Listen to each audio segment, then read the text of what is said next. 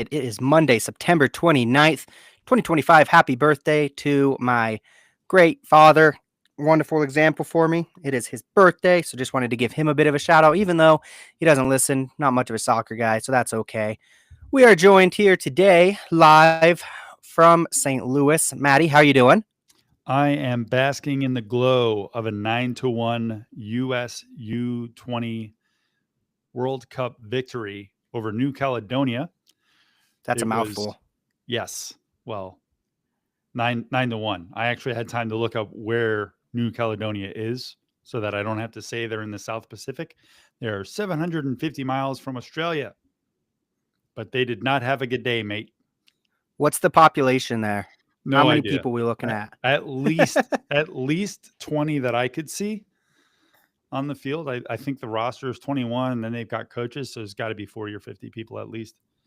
There's actually a whole rabbit hole that I will certainly be traveling down, likely tomorrow while my wife's at work, about how France governs this particular territory. They are apparently way more lenient with this one than some of their other ones.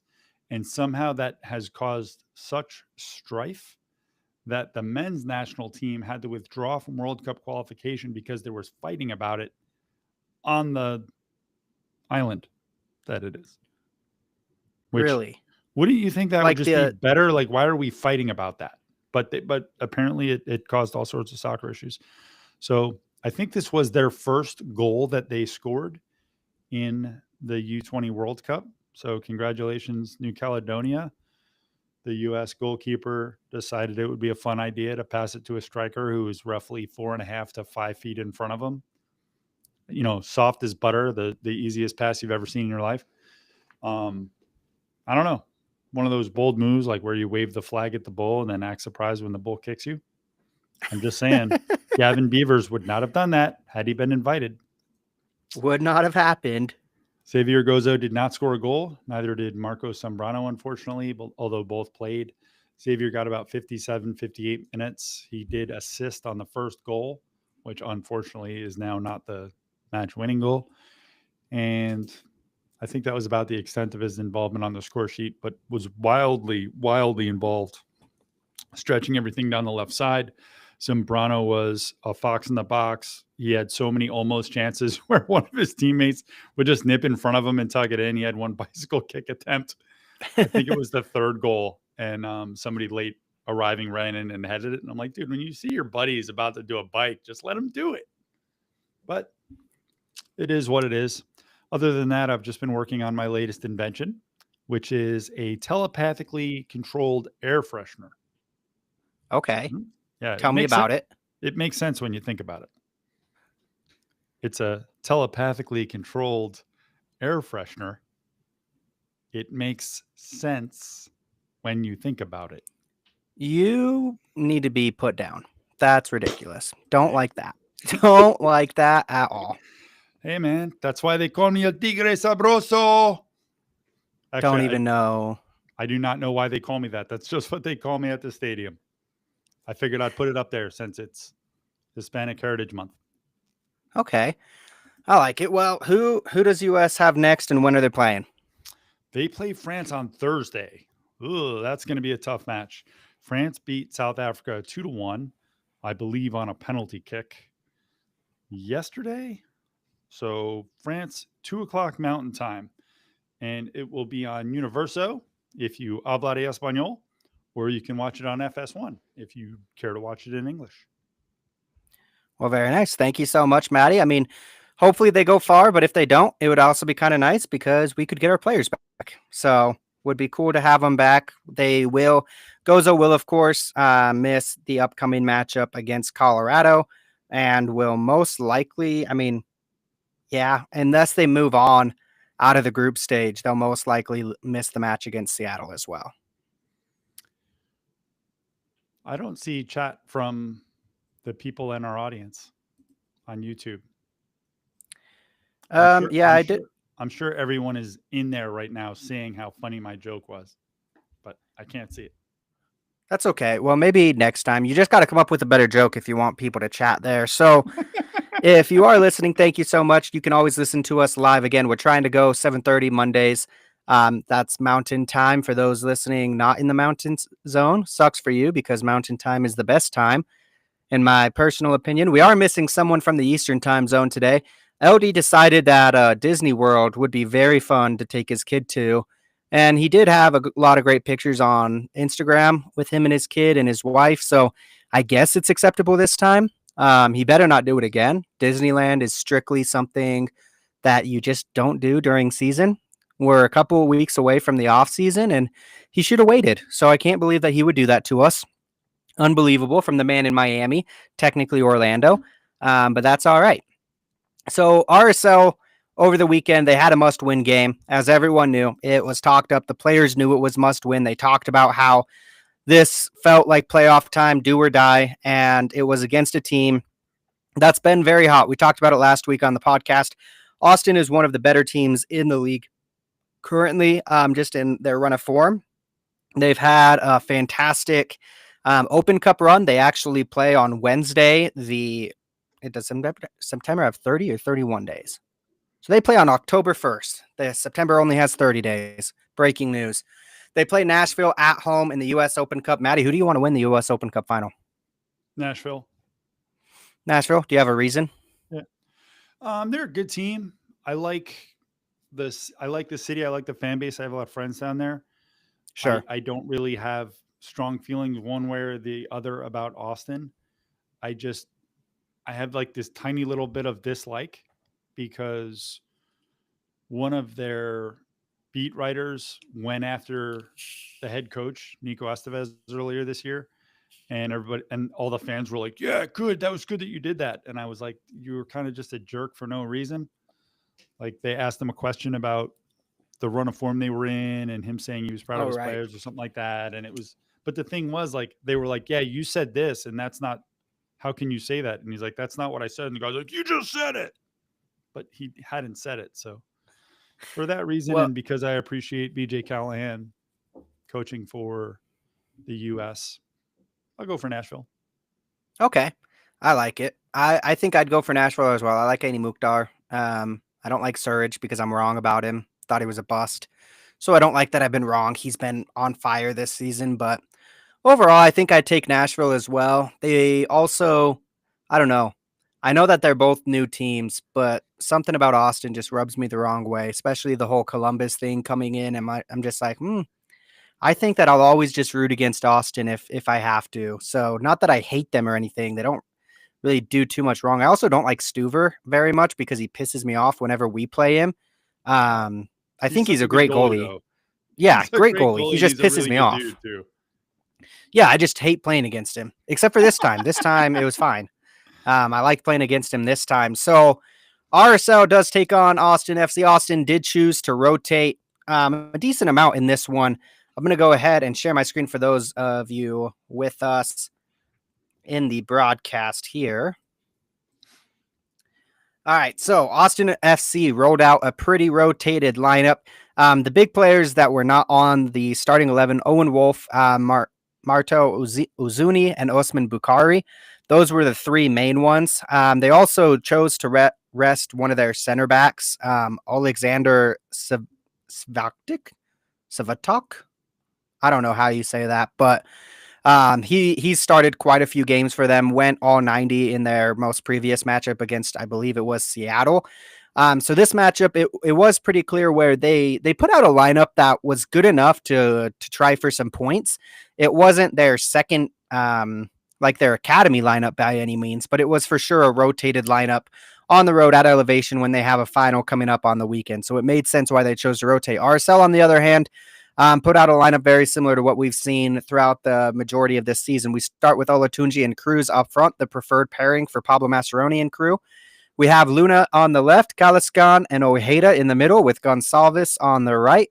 Then we got Yedlin, Glad, Vera, Catranes, and then, of course, the role of Cabral in the back. My thoughts when I saw this lineup was I wasn't thrilled about the back line.